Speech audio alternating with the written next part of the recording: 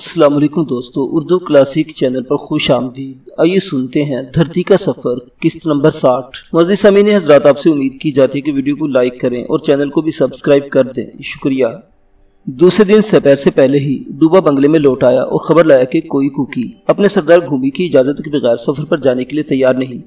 उसने घूंबी से बात की तो ये सुनकर हक्का बक्का सा रह गया कि 15 वर्ष पहले जो पंजाबी साहिब एक पार्टी लेकर उत्तर को गए थे, मैं उनका बेटा इन्हीं रास्तों पर सफर करना चाहता हूँ। मेरे साथ राजस्थान की एक राजकुमारी, कुछ शिकारी, कुछ फौजी और कुछ दूसरे लोग भी हैं। वो कुछ सोचता रहा, फिर डूबा से बोला कि मुझसे बात करना चाहता है। अगर बातचीत के बाद उसने समझा कि सफर जरूरी है तो खुद साथ चलेगा और जितने आदमी, घोड़े, खच्चर मैं कहूँगा वो साथ ले लेगा। उसने ये संदेश भी भेजा है कि मेरा वो राजकुमारी का स्वागत करेगा। मैं सोच विचार में पड़ गया, न जाने घूमी के दिल में क्या है।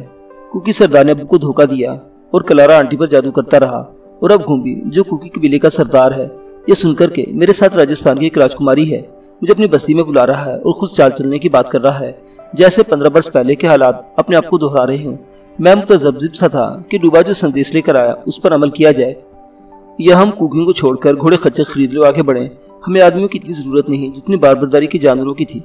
प्रोफेसर असलम, राना सफदर, विक्रम, सूबेदार, खुदादाद खान, सब ये का यही ख्याल था कि जानवर खरीदने के लिए हमें जेतो या फिर आसपास के किसी कबीले के पास जाना होगा। क्या मालूम अपने घोड़े खच्चर बेचने पर तैयार ना हो और इनकार कर दे, इसलिए सरदार घूंबी से बात कर लेनी चाहिए।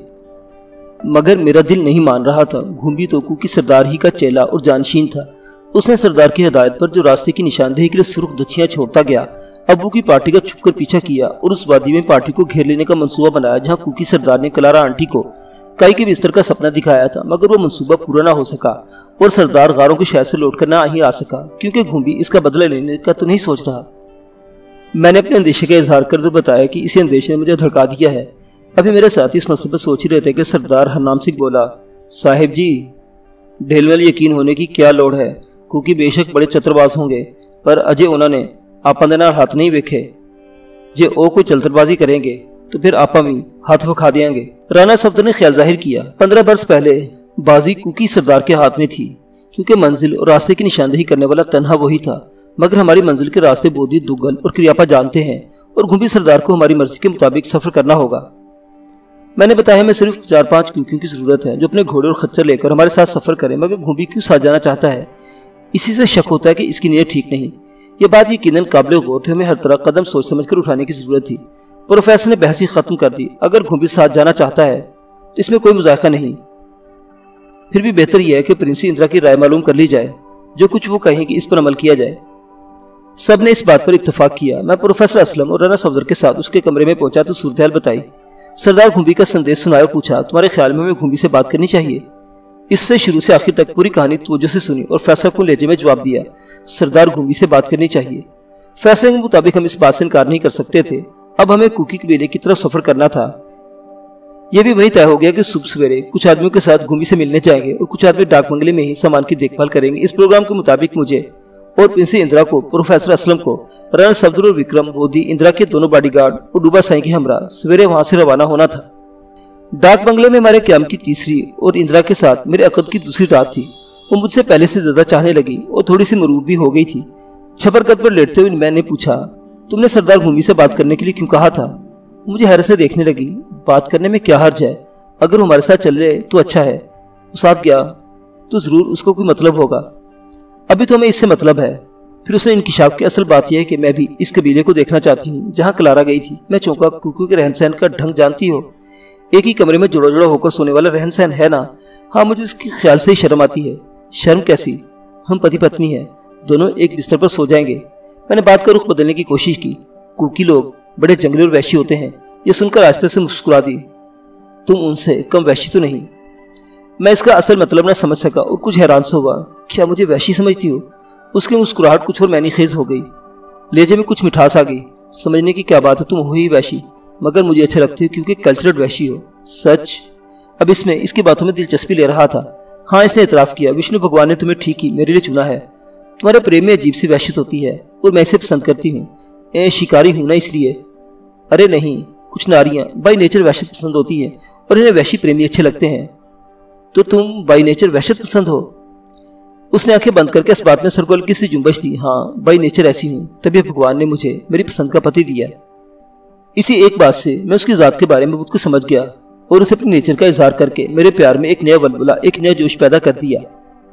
सवेरे जब छबरकट से फर्श पर उतरा, वो जल्दी से उठकर मेरे पिंडों से लिपट गई और दोनों हाथों से मेरे पांव पकड़ लिए। अरे ये क्या करती हो? मैंने सिर्फ पांव पकड़े, मन चाहता तुम्हारी पूजा करूं, मुझे नर्क में ले जाओगी? नहीं, अपने प्रेम के स्वर्ग में जल्दी से नहा धोकर फारिग हो लो। आज हमें सरदार घूमी से मिलने जाना है, स्वर्ग फिर कभी किसी दिन चलेंगे। बावर्ची ने हदायत के मुताबिक सवेरे ही नाश्ता तैयार कर दिया था। नाश्ते से फारिग होकर हमने सूबेदार खुदादाद खान, सरदार हरनाम सिंह दुग्गल और क्रियापा को डाक बंगले में छोड़ा और बाकी सब साथी डूबा के साथ कुकी कबीले की तरफ चल दिए।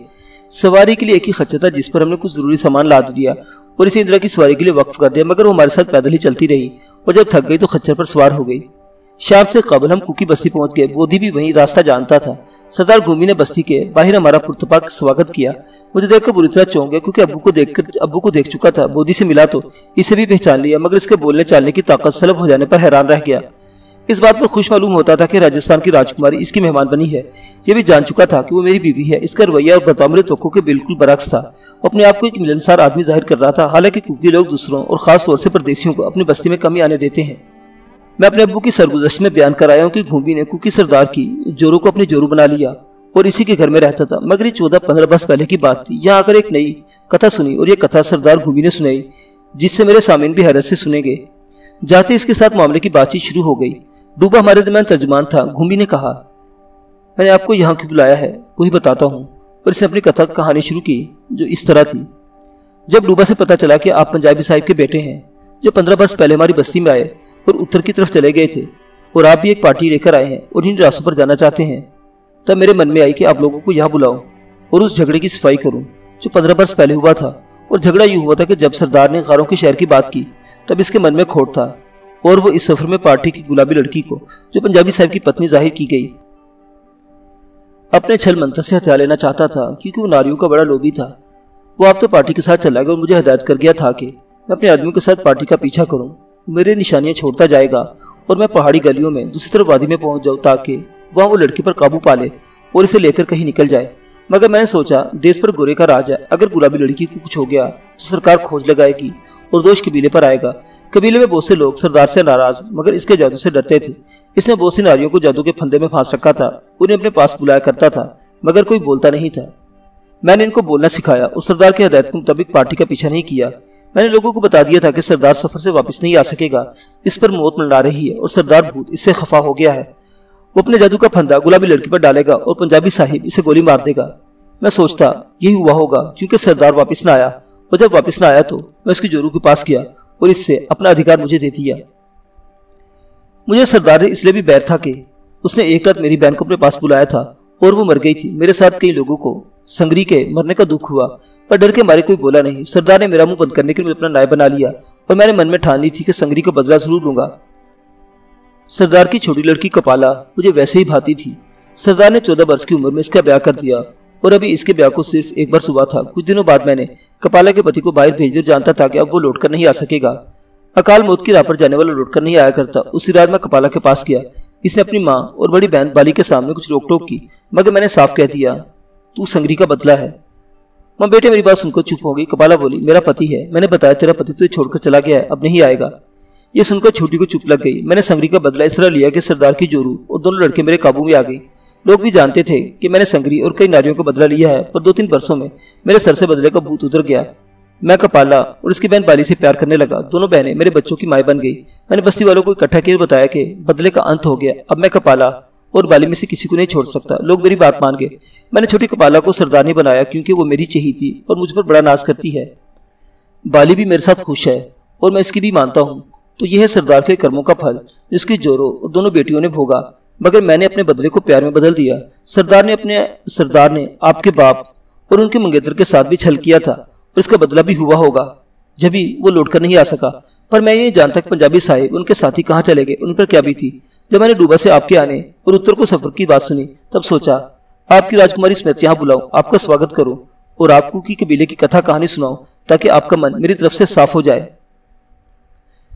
हम लोग सरदार घूमी की कथा सुनकर हैरान हुए। इसने सब कुछ साफ साफ बयान कर दिया था।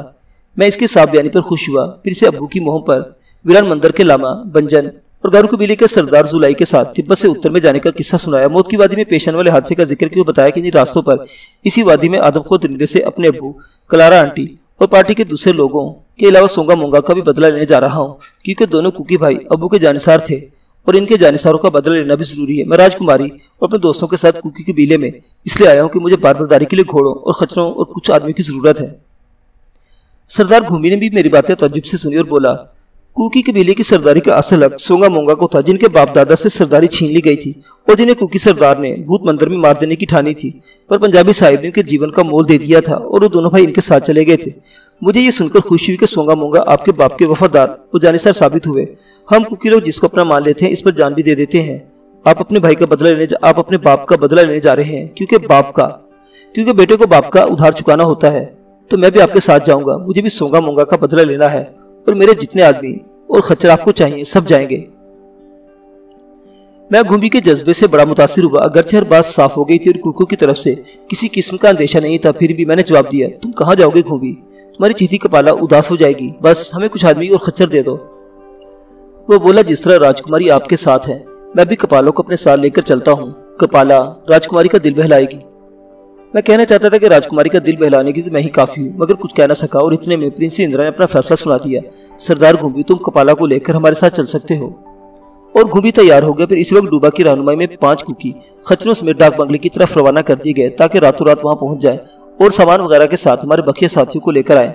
मैंने डूबा के हाथ में डाक बंगले के चौकीदार रसोइया और दूसरे लोगों के लिए इनाम भी भेज दिया और ये भी कहलवा भेजा कि सफर से वापसी में डाक बंगले में जरूर आऊंगा, वो लोग हमारी वापसी के लिए प्रार्थना करें। सरदार घूमी ने हमारी खातिर मदारत में कोई दकीका फर्गदाश न छोड़ा। हमें बस्ती के सब लोगों से मिलाया और ऐलान किया कि वो और इनकी सरदारनी कपाला भी हमारे साथ जा रहे हैं। मेरे साथियों को 2 झोंपड़ों में ठहराया गया जो सरदार के मकान से मुलिक थे। अलबत्ता मेरे और प्रिंस इंदिरा के लिए इसी कमरे में बिस्तर बिछाया गया जब घूमी अपने दोनों जोड़ों के साथ सोता था। मकान का वो कमरा जिसमें कभी अब्बू और कलारा आंटी, नीज प्रोफेसर हर्ष और स्टीला सोनिया जोड़ा जोड़ा होकर सोए थे, स्टोर में तब्दील कर दिया गया और अनाज वगैरह से भरा पड़ा था। इसे में घूमी और उसकी जोड़ों वाले कमरे में ही सोना था और प्रिंस इंदिरा इस बात पर खुश थी। कपाला और बाली दोनों बड़ी बहनें हंसमुख थी, मगर कपाला न सिर्फ छोटी बल्कि बड़ी बहन से कुछ सुंदर भी थी। इस बात पर भी बड़ा उतराती थी कि कबीले की सरदारनी और घूमी की प्यारी है। 15 वर्ष में इसने सिर्फ 2 बच्चे जने थे, जबकि बाली 5 बच्चों की मां बन चुकी थी और ये सब बच्चे एक ही बिस्तर पर इकट्ठे सोते थे। उस रात कमरे में बच्चों का बिस्तर और घूमी और इसकी जोरों के बिस्तर के अलावा तीसरे बिस्तर का इजाफा हो गया था जो मेरा और इंदिरा का था। मुझे ये जानकर खुशी हुई कि सरदार घूमी की तरह इसकी जवान और चीती सरदारनी कपाला भी हमारी बोली कुछ भी समझ लेती और टूटे फूटे लफ्जों में बात भी कर लेती थी। दूसरे दिन डूबा बकिया साथियों के हमरा सामान लेकर आ गया और तिब्बत की सफर की तैयारियां शुरू हो गई। हमने दूसरी रात भी कुकी बस्ती में गुजारी और अगले दिन पार्टी बस्ती से निकलकर शिमाली पर्वतों की तरफ चल दी। सरदार घूमी, कपाला और 5 कुकी खच्चरों समेत हमारे साथ सफर कर रहे थे। मेरी प्रिंसेस इंदिरा और सरदार कपाला की सवारी के लिए घोड़े थे। घूमी सरहद पार करने के खुफिया रास्ते जानता था। सिर्फ एक दिन की मुसाफरत के बाद हम आसाम की सरहद से गुजरकर दूसरी तरफ पहुंच गए, मगर सरदार घूमी की जुबानी ये बात सुनकर हैरान रह गए कि हम तिब्बत में नहीं चीन के ऊंचे पर्वतों में पहुंच गए हैं। और ये बिल्कुल एक अचंभा हुआ था, जैसे चीन के पर्वतों ने हमें अपनी तरफ खींच लिया हो। मैंने नक्शा निकालकर देखा तो पता चला कि हम वाकई चीन में दाखिल हो चुके हैं। न सिर्फ दुग्गल और क्रियापा बल्कि बोधी भी इन रास्तों से वाकिफ ना था। 15 वर्ष पहले उसने कुकी कबीले से गारों के शहर की तरफ पश्चिम के रुख का सफर किया था। वापसी पर पार्टी हवा और बर्फ के तूफान में भटककर वीरान मंदिर पहुंच गई थी, जहां से तिब्बत के दूर अफ्तादा पहाड़ी इलाके का सफर शुरू हुआ। मगर हम सीधे शुमाल के रुख चलते चीन में दाखिल हो गए थे, जिसके सरबफलक पहाड़ों और बर्फानी चोटियों के दरमियान सफर इंतहाई कठिन था और कदम कदम पर मौत के खतरे सधे राह थे। सरदार घूमी को भी इन ऊंचे पर्वतों के दरमियान सफर करने का मौका नहीं मिला था, मगर ये जरूर जानता था कि शुमाल मगरिब की तरफ चलते रहें तो हम तिब्बत में दाखिल हो जाएंगे। रात का अंधेरा फैलने से पहले ही हमने एक पहाड़ के दामन में खेमे और छूतदारियां नस्ब की। बर्फानी हवा चल रही थी और बर्फबारी का इम्कान था।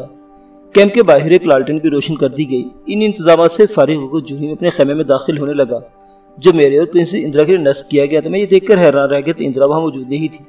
कपाला सरदारनी से पूछा तो इसने भी लाइल्मी का इजहार किया। सब लोग परेशान हो गए। ठाकुर अजीत सिंह और रघु राय हवास बाख्ता हो रहे थे। हम इधर उधर ढूंढते आवाजें देने लगे कि अचानक रात के काले अंधेरे में कहीं दूर इंदिरा की भयानक चीख बुलंद हुई और मैं बोधी के साथ बेतहाशा इस चीख के ताकुब में भागा। सरदार हरनाम सिंह हमारे आगे आगे था और 2 बॉडीगार्ड्स पीछे पीछे थे, मगर इंदिरा की दूसरी चीख सुनाई न दे सकी। चीन के ऊंचे बर्फानी पर्वतों और काले रात के अंधेरों में हम आगे पीछे एक पहाड़ी गली में भागते चले जा रहे थे। प्रिंसेस इंदिरा की चीख इसी समझ से आई थी। गली में भागते भागते मैंने इंदिरा को आवाजें दी। मेरी हर आवाज ऊंची ऊंची पहाड़ी दीवारों से, चट्टानों और घाटों से टकराकर लौट आई। मगर जवाब में इंदिरा की कोई आवाज, कोई चीख, कोई सिसकी सुनाई न दे सकी। जो चीख हमने सुनी वो उसकी पहली और आखिरी चीख थी। फिर क्या गुजरी, क्या बीती और वो एक एक किधर गायब होगी, हमारे पास इस सवाल का कोई जवाब न था। हरनाम सिंह हम सबसे चंद कदम आगे पत्थरों, झाड़ियों, पौधों, गड़ों और खराइयों को फलांगते हुए तीर की मानिंद उड़ा जा रहा था। मेरी टॉर्च की रोशनी का दायरा भी लरसता थिरकता और गिरदोपेश का जायजा लेता हमारे आगे आगे भाग रहा था। हम उस पहाड़ी गली को अबूर कर आए जहाँ से इंदिरा की चीख उभरी थी। अब सामने की उजाड़ वीरान खामोश घाटी थी जिसका भयानक सन्नाटा हमारे भागते कदमों की चाप से टूट रहा था, लेकिन वहां भी कोई दूसरी आवाज, कोई दूसरी आहट ना थी। दोनों नजदीक प्रिंसी इंदिरा का साया था, ना कोई दूसरी परछाई थी। काली रात के अंधेरे में पर्वतों का पुरहबत सन्नाटा और इसका खौफ जो इंदिरा को दरपेश था सबको दहलाए दे रहा था और हम इंतहाई परेशानी के आलम में इधर उधर भागते फिर रहे थे।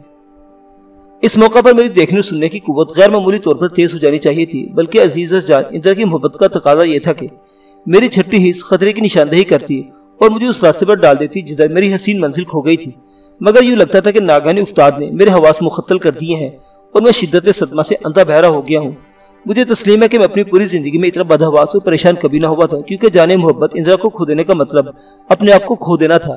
इसी परेशानी में जब मैं बोधी ठाकुर अजीत सिंह और रघु राय के साथ ऊंची पहाड़ की ऊंची दीवार के साथ भाग रहा था, अचानक मशरिक की जानिब से सरदार हरनाम सिंह की आवाज सुनाई दी, साहिब जी इधर। ये आवाज काफी दूर से आई थी। मैंने पलटकर टॉर्च की रोशनी फेंकी तो कोई 200-150 फुट दूर एक तिरछी बुलंदी पर हरनाम सिंह रोशनी के मध्यम दायरे में ऊपर जाता दिखाई दिया। वो तिरछी बुलंदी एक पर्वत की थी जो दूसरे पर्वतों से कम ऊंचा, लेकिन जगह जगह उभरी नुकीली चट्टानों और कदम कदम पर छोटे गढ़ों और खड्डों की वजह से बड़ा ओघड़ और भयानक नजर आता था। हरनाम सिंह इसी खतरनाक पहाड़ी की तिरछी बुलंदी पर चीते की तरह लपकता ऊपर जा रहा था। गालिबन उसने कोई आहट सुन ली या कोई झलक देख ली थी जिसके ताक़ुब में ऊपर जा रहा था। मैं भी बोधी के साथ इसी तरह भागा। हरनाम सिंह की रफ्तार हमारी रफ्तार से, समात हमारी समात से, बसारत हमारी बसारत से तेज बल्कि गैर मामूली थी। उसने अंधेरे में प्रिंस इंदिरा की एक जूती भी ढूंढ ली थी जो तिरछी बुलंदी के दामन में एक नुकीली चट्टान के पास मिली और अंदाजा लगाया कि प्रिंस इंदिरा को इसी खतरनाक पर्वत पर कहीं ले जाया गया है। तब उसने मुझे आवाज दी। जब वो रोशनी के दायरे में आया उसने दूरी से प्रिंसेस की जूती बुलंद की थी। ये इस अमर का इशारा था कि एक खोज मिल गया है। मैं अपने जिस्म की पूरी ताकत के साथ हरनाम सिंह की तरफ लपका। मेरे दूसरे साथी बहुत पीछे रह गए थे। मैं भी हरनाम सिंह से 15-16 कदम पीछे था कि उसने आवाज दी, हरनाम सिंह रुक जाओ जरा। मैं चाहता था कि हम दोनों मिलकर आगे बढ़े, मगर उसने रुके बगैर जवाब दिया, साहिब जी वो निकल जाएगा।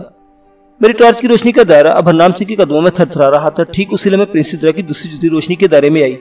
वो भी एक नुकीली चट्टान के पास गिरी थी। जब तक हरनाम सिंह जूती उठाता मैं लपकता झपकता इसके करीब पहुंच गया। यह दूसरा सबूत था कि वो ठीक रास्ते पर जा रहा है और दुश्मन उसी तरफ गया है।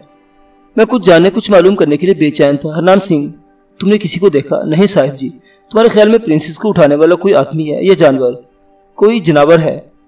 हम अभी बातें कर रहे थे कि आगे बढ़ रहे थे कि इसी जुबान से जनावर का लफ्ज सुनकर खून मेरी नब्जों में मुंजमद होने लगा, क्योंकि एक चीख के बाद हमने प्रिंसेस इंदिरा की दूसरी चीख नहीं सुनी थी। और जब भी दरिंदा अपने शिकार पर झपटता है सबसे पहले इसकी गर्दन तोड़ता है ताकि वो मुजाहमत न कर सके। इसी ख्याली से मैं सर से पांव तक कांप उठा, मगर तलाश के बावजूद अभी तक खून की कोई लकीर या कोई बूंद नजर न आ सकी थी। फिर भी ये तशवीश दिल में होल पैदा कर रही थी कि मेरी शरीक हयात की जिंदगी खतरे में है। जो हम ऊपर चढ़े, चढ़ाई दुश्वार गुजार होती गई। खतरनाक गड़े और खड्ड रास्ता रोक रहे थे। छोटी बड़ी नुकीले चट्टानें इधर उधर थोर की तरह खड़ी थी। हम टार्च की रोशनी में गड़ों, खड्डों, नुकीली चट्टानों से बचते, हर तरफ देखते भागते आगे बढ़ते रहे। हरनाम सिंह पूरी तरह चौकन्ना और हवा को सूंघता जा रहा था। कोई 200-250 फीट की तिरछी बुलंदी उबूर करके हम मुसत्ता घाटी पर पहुंचे जो एक छोटे से बलूतरे मैदान की तरफ खिली थी, लेकिन दरमियान से ऊंट की कोहान की मानिंद उभरी थी। वो कोहान दरअसल सांड की मुदव्वर की तरह एक चट्टान की सूरत में उभरा हुआ था। मगर जो ही हम मुदव्वर की सूरत उभरी चट्टान के पास पहुंचे वहां कोई चीज बिखरी दिखाई दी। टॉर्च की रोशनी में देखा तो मेरा दिल डूब के इंदिरा की शाल थी जिसकी जिस्म से नोच कर फेंक दी गई थी और दरिंदे के नाखूनों से किनारों के करीब से फट गई थी, मगर शाल पर खून का कोई निशान, कोई धब्बा नहीं था। शेर जब किसी इंसान का शिकार करता है सबसे पहले आमतौर पर उसके कंधों या पीठ का गोश्त खाता है। दरिंदे ने गालिबन इसी चट्टान के करीब अपने शिकार की ज़ियाफत उड़ाने की कोशिश की और जिस्म से शाल उतार फेंकी, लेकिन हमारी आवाज सुनकर और ताकुब का खतरा महसूस करके फौरन किसी दूसरी तरफ निकल गया था। घाटी की दूसरी जानिब भी वैसी ही तिरछी ढलान थी जैसे हम अबूर करके ऊपर आए थे, और उस ढलान पर भी वैसे ही जंगली घड़े और खड्ड थे जैसे पहले ढलान पर देखे थे। न जाने दरिंदा इंदिरा को किस घड़े या खड्ड में ले गया था। अचानक थोड़े फासले पर हमने हल्की सी गुर्राहट की आवाज सुनी और आवाज एक बड़े खड्ड से आई थी जिसके खुले दुहाने पर एक जानिब चट्टान की कगार किसी कंगनी की तरह साया किए खड़ी थी। हम दोनों बिजली की मारिद खड्ड की तरफ लपके। मैंने 375 मैग्नम और हरनाम सिंह ने अपनी 303 संभाल ली, मगर अंधेरे में हम दोनों गैर महफूज थे। क्या खबर दरिंदा किस जाने से निकलकर हम पर हमला कर दे। हरनाम सिंह ने कगार की ओट में घात लगाई और आहिस्ता से बोला, साहिब जी लाइट। मैंने खड में रोशनी फेंकी और साथ ही खौफनाक गुर्राहट उभरी, मगर वो किसी शेर की गुर्राहट नहीं थी, उसमें सांसों की तेज सीटियां शामिल थी। अचानक रोशनी का दायरा एक कद आदम से मिट्याले और इंतहा खौफनाक गुरीले पर थरथराया, जो बड़े हैवानी जोश में मेरी तरफ मुड़ा। उसी में प्रिंसी इंदिरा की झलक भी दिखाई दी, जो एक हमवार पत्थर पर बिल्कुल बेहिस हरकत पड़ी थी, जैसे नब्ज़े साखत हो चुकी हो। मेरी हैरतज़दा नजरें इंदिरा पर मुर्तकिज थी कि नागहां गोरीले ने एक भारी पत्थर उठाकर मुझ पर उछाल दी। मैं जल्दी से एक तरफ झुक गया, वरना वो मेरे सर के परखचे उड़ा देता। गोरीला हिवानी वहशत में तेजी से अंदर की तरफ लपका। मेरे एक हाथ में टॉर्च और दूसरे हाथ में राइफल थी और मैं गोली नहीं चला सकता था। अगर टॉर्च छोड़कर अंधेरे में फायर करता तो गोली इंदिरा को भी लग सकती थी, जो मेरे अंदाजे के मुताबिक अभी जिंदा थी। हरनाम सिंह इसलिए फायर न कर सका कि गोरीला उसके सामने आया ही नहीं, बल्कि कगार की ओट में था और 8-9 फीट गहरे खड्ड में हरनाम सिंह सिर्फ उसकी गुर्राहटें और सीटों की आवाज ही सुन रहा था। अभी मैं टॉर्च घुट्टों में दबाकर 375 मैगन संभाल रहा था कि उसकी आवाज आई, साहिब जी जरा लाइट बंद करना। मैंने टॉर्च के बटन ऑफ कर दिए और खड्ड के अंदर गहरा अंधेरा छा गया। इस अंधेरे में गोरीले की गुर्राहटें फिर सुनाई दी और यकलख्त हरनाम सिंह चीखा, साहिब जी लाइट। टॉर्च फिर रोशन हो गई। गोरीला कगार की ओर से निकलकर खड्ड के धाने की तरफ और गालिबन इस बात पर हैरान था कि रोशनी अचानक क्यों गायब हो गई। अब वो हरनाम सिंह की जद में था। आनन फानन एक जबरदस्त धमाका हुआ और 303 की गोली ने गोरीले की खोपड़ी के परखचे उड़ा दी। दूसरी गोली उसके सीने में उतरी और वो किसी भारी शतीर की तरह लड़खड़ाकर खड्ड में गिर गया। हरनाम सिंह ने अपनी बोली में उसका खुन्ना खोल देता था। मैं फौरन खड्ड में कूद गया। ये बाद देख रहे 303 के 2 लरसाखेज धमाका सुनकर प्रिंस इंदिरा के जिस्म हरकत पैदा हुई। वो न सिर्फ जिंदा थे बल्कि गोरीले के साथ ज्यादती करने का मौका नहीं मिल सका था। अगर हम चंद मिनट लेट हो जाते तो शायद गोरीला उसे अपनी वहशत का निशाना बना चुका होता।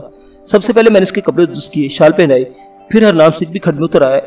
इंदिरा अभी तक पूरी तरह होश में नहीं आई थी। मैंने उसकी पेशानी पर हाथ फेरा, रुखसार थपथपाया तो उसने आंखें खोल दी, मुझे देखा और चीख मारकर मुझसे लिपट गई। मैंने इसे तसल्ली दी।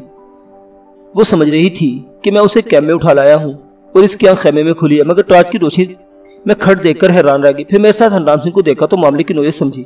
मैंने बाजू का सहारा देकर उठाया और टॉर्च की रोशनी में गोरीले की लाश दिखाई तो उसके चेहरे पर इत्मीनान और मुसर्रत की रोशनी लौट आई। फिर 375 मैगनम को देखने की जो मेरे कंधे पर लटक रही थी। मैंने हरनाम सिंह की 303 की तरफ इशारा किया और कहा, यह हरनाम सिंह का शिकार है। 303 की 2 गोलियां खाकर ढह गया। गोरीले की खोपड़ी रेजा रेजा होकर बिखर गई तो भयानक शक्ल कुछ और भयानक हो गई थी। सीने में लहू की धार फूटी थी और बालों से भरा स्याह मटियाला जिस्म लहू में लुथड़ गया, बल्कि सूख लहू बहकर पथरीले खड्ड में जम गया था। इंदिरा ने हरनाम सिंह की तरफ तहसीन आफरीन नजरों से देखा। मैंने बताया, अगर सरदार हरनाम सिंह साथ न होता तो शायद तुम हमें जिंदा न मिल सकती। इसी ने गोरीले का पीछा किया और तुम्हारा खोज लगाया। हरनाम सिंह बड़े एहतराम के साथ प्रिंस इंदिरा के सामने झुककर बोला, आपने गोरीले को देखा नहीं था, बहुत सूंघ ली थी। फिर इधर ठिकाने पर ऊपर गए। ये क्या कि इंदिरा की दोनों जूतियां इसके पैरों में रख थी और उससे पहली बार एहसास हुआ कि पैरों से नंगी है। हरनाम सिंह खुद ही बैठ गया। सरकार जरा पैर चुके, मैं तुहानू जूती पहना दूं। सरदार जी मैं खुद पहन लूंगी, तुम क्यों तकल्लुफ करते हो? तकलीफ कैसी? ऐसे बहाने तुम्हारे चरणों को छूंगा। आप मेरे साहब जी की सरकार है और आपके पैर मेरे सर मत्थे पर। उसने प्रिंसी इंदिरा के पैर पकड़ लिए, जूतियां पहनाने लगा। इंदिरा ने पैर नहीं हटाए। जब वो जूतियां पहनाकर खड़ा हो तो बोली, सरदार जी जरा अपने हाथ दिखाओ। हरनाम सिंह ने दोनों हाथ खोल दिए। प्रिंसी इंदिरा ने उसके दोनों हाथों पर बोसा दिया। तुमने इन्हीं हाथों से मेरे पैर छुए और इन्हीं हाथों से गोरीले पर गोली चलाई थी। हरनाम सिंह हक्का बक्का सा उसकी तरफ देखता ही रह गया। उसे तोक्को नहीं थी कि प्रिंसेस उसके हाथ चूम लेगी। जब भी खिलाफ तोक्को बात होगी तो खुशी से आंखों में पानी आ गया और ऊंधे हुए लहजे में कहने लगा, आज मेरे हाथ पवित्र हो गए क्योंकि मेरे साहब जी की सरकार ने इनको चुम लिया है। मैंने उसके कंधे पर हाथ रख दिया। सरदार हरनाम सैया तुम ग्रेट आदमी हो। उसने दोनों हाथ जोड़ दिए। साहिब जी मैं तो आपका और आपकी सरकार का नौकर हूँ। हम खट से निकल रहे थे कि बोधी ठाकुर जीत सिंह और रघु राय भी हमें ढूंढते और अंधेरे में ठोकरे खाते वहां पहुंच गए। प्रिंसेस इंदिरा को सही सलामत देखकर उनकी जान में जान आई। मैंने बताया कि प्रिंसेस को अगवा करने वाला एक गोरीला था और हरनाम सिंह ने उसका खुन्ना खोल दिया है। फिर एक खड्ड में गोरीले की लाश भी दिखाई। अचानक हरनाम सिंह को अजीबोगरीब बात सूझी और गोरीले की तरफ हाथ उठाकर बोला, साहब जी ऐ सोरे दी खाल ला लेनी चाहिए, क्या करोगे? किधरे काम आएगी? मैं हैरान हूं कि डाक बंगले में मुर्दा नाकी कुचेली उतार लेना चाहता था और अब गोरीले की खाल खींचने की बात कर रहा था, मगर हम ज्यादा देर वहां न ठहर सकते थे और जल्द अज जल्द कैम्प में पहुंच जाना चाहते थे ताकि अपने साथियों को प्रिंस इंदिरा की खैर खैरियत की खबर दे सके। इसे मैंने खाल उतारने का मामला दूसरे दिन पर उठा दिया और इंदिरा को बदस्तूर अपने बाजू का सहारा देकर वापसी के लिए मुड़ा। वापसी पर इंदिरा ने बताया कि जब घाटी में कैंप लगाया जा रहा था वो माहौल का जायजा लेने की जरा पहाड़ी गली की तरफ हो गई। ताना गोरीले से दबोच लिया। वो इस नाकानी अफ्तार पर न सिर्फ बौखला गई बल्कि दहशतज़दा हो गई और हलक से चीख भी बड़ी मुश्किल से निकल सकी। गोरीले की गिरफ्त इतनी मजबूत और उसके जिस्म की बू इस कदर घिनौनी और कराहत अमेज थी कि मतली से आने लगी और वो बेसुध हो गई। फिर क्या हुआ वो कुछ नहीं जानती।